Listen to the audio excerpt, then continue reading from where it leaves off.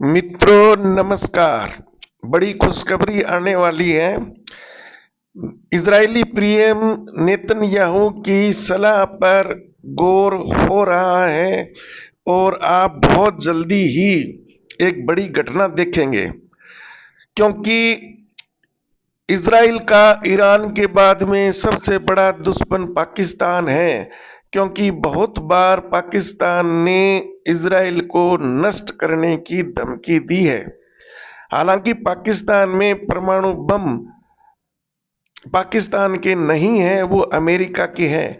फिर भी कुछ न्यूक्लियर मटेरियल इन चोरों ने अपना अलग से जमा कर रखा है और यह बात इजराइल को अच्छी तरह से मालूम है। अभी क्योंकि इजराइल अपने पूरे साजो सामान से ईरान और पाकिस्तान के बॉर्डर पर जमा हुआ है, तो वह ईरान को नष्ट करने के बाद में पाकिस्तानी आर्मी के चीफ और पाकिस्तान को कभी भी नहीं बख्शेगा।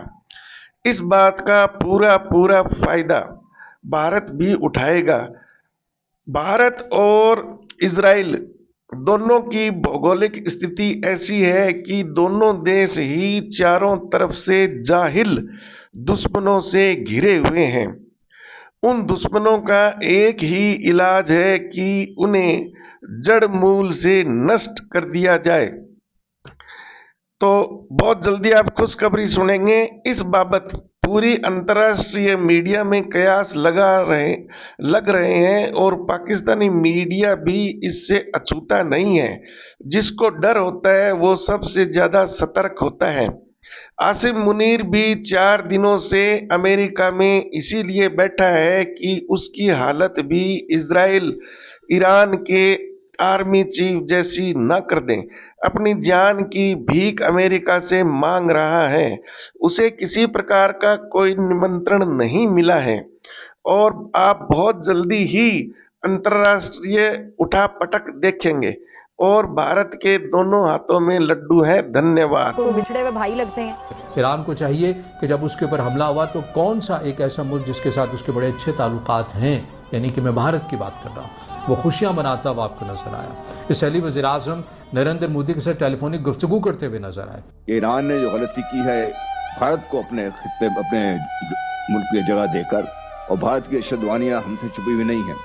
भारत ने ईरान के में बैठकर भी पाकिस्तान के खिलाफ काम किया है। ईरान को भी चाहिए कि अब वो सोचे कि वो कहाँ पर खड़ा। अभी बल्कि मैं एक ट्वीट पढ़ रही थी, ये रॉ का, ये समझ लें कि ये रॉ का की तरफ से ऑपरेट किया जाता है अकाउंट, और इसने लिखा जी इसराइल सिर्फ इसराइल के लिए नहीं लड़ रहा, बल्कि ये इंसानियत के लिए, ह्यूमैनिटी के लिए लड़ रहा है। और अगर आप इसराइल के साथ नहीं हैं तो फिर आप इस्लामिक जो टेररिज्म है उस पर उसने कमेंट्स किए हुए हैं कि आप इस्लामिक टेररिज्म के साथ हैं। और ये अब खुलेआम ये जो रॉ के अकाउंट्स हैं, जो सबको पता है कि किसी से ढकी छुपी बात नहीं है, वो इसराइल के साथ खड़े हुए हैं। इसके साथ साथ इसराइल ने ईरान को अब मेन महाज बैटलफील्ड जो है वो करार दे दिया है। गजा अब सानवी हैसियत इख्तियार कर चुका है। अब उनकी पूरी तवज्जो जो है वो ईरान की तरफ हो गई। अब इसराइल ने ऑपरेशन राइजिंग लाइन के नाम से 200 जंगी जहाजों की मदद से ईरान में 100 से ज्यादा मकामात पर जो फजाई हमले किए, वो न सिर्फ अस्करी जारियत की इंतहा थे बल्कि सिफारती बेहिस्सी का खुला मजहर भी थे। तेहरान के शिमाल मशरिक में गूंजते धमाके और जेर जमीन जो जौहरी तनसीबात है उनसे उठता धुआं और 6 साइंसदानों समेत ईरानी असली क़यादत की शहादत, ये सब महज एक वाकया नहीं है बल्कि एक खतरनाक सिलसिले की आप शुरुआत कह सकते हैं। ईरान पर हमले के नतीजे में आलमी मंडी में आपको पता है कि तेल की कीमतें बढ़ गई, जिसका डायरेक्ट बराह रास्त असर पाकिस्तान जैसे मुआशी दबाव का शिकार ममालिक पर पड़ेगा। महंगाई की जो नई लहर है अवाम के लिए यकीनी तौर पे बड़ा कठिन इम्तिहान भी साबित हो सकती है। अब ये वक्त है कि आलमी बिरादरी और खासतौर पर अगर मैं बात करूं अक़वाम मुत्तहिदा की, अपनी आईनी और इखलाकी जिम्मेदारियां पूरी करे। इसराइल की जो जारियत है वो सिर्फ ईरान के खिलाफ नहीं है बल्कि बैनुल-अक़वामी कानून, इंसाफ और इंसानी जो वकार है उसके खिलाफ खुली बगावत है। आपने मगरबी दुनिया की टेक्नोलॉजी से टक्कर ली हुई है, आपने अमेरिका से ली हुई है, आपने इसराइल से ली हुई है, तो फिर आपको वैसा निज़ाम बनाना पड़ेगा अपना। आपको अपना दिफाई निज़ाम ऐसा बनाना पड़ेगा। आप ये नहीं कह सकते कि हम तनहा लड़ रहे हैं और हमारे साथ कोई नहीं। ऐसा ही होगा क्योंकि ये चॉइस आपने खुद सेलेक्ट की है। तो जब आपने ये रास्ता खुद चुना है तो फिर आपको वैसा अपना दिफाई निज़ाम भी बनाना पड़ेगा, आपको वैसी अपनी एयरफोर्स भी बनानी पड़ेगी। ये वो तनकीद है जो बनती है कि आप अपनी हाई लेवल की पर्सनैलिटी को सिक्योर नहीं कर सकते हैं और वो बड़ी आसानी के साथ हदफ बन जाती हैं। ये वो तनकीद है जो ईरान के इस सिक्योरिटी के निज़ाम को बताती हैं कि कहाँ कहाँ पर नाकामी। इस सारे मामले में कल रात ही एक हंगामी मीटिंग बुला ली गई थी सलामती काउंसिल की, और यहाँ पर जो सलामती काउंसिल का इजलास था उसमें पूरी सूरत हाल का जायजा लिया गया। एक दफा फिर से वाजे हो गया कि कौन से ममालिक इसराइल के साथ खड़े हैं, कौन से ममालिक जो हैं वो ईरान के साथ हैं। और खुशी की बात है कि पाकिस्तान के वहाँ पे जो मंदूब हैं उन्होंने बड़े भरपूर अंदाज में ईरान का साथ दिया और पाकिस्तान का मौक़िफ़ बयान किया, जबकि बाकी जो आपको पता है कि वेस्टर्न कंट्रीज़ हैं, जो अमेरिका है, इनकी सबकी सपोर्ट जो है वो इसराइल को हासिल रही है और अभी भी हासिल है।